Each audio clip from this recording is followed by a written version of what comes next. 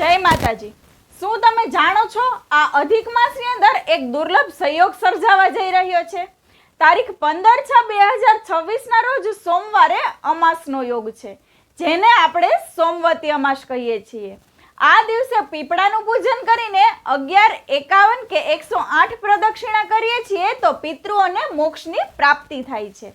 એટલું જ નહીં, આ સોમવતી અમાસનું મહત્વ બાણસૈયા પર સૂતેલા ભીષ્મજીએ યુધિષ્ઠિરને કહ્યું હતું કે યુદ્ધની અંદર કૌરવો અને અન્ય રાજાઓની મુક્તિ અપાવવા માટે અને વિશેષ સોમવતી અમાસના દિવસે મૌન રહેવાથી 1000 ગાયોને દાન જેટલું ફળ મળે છે।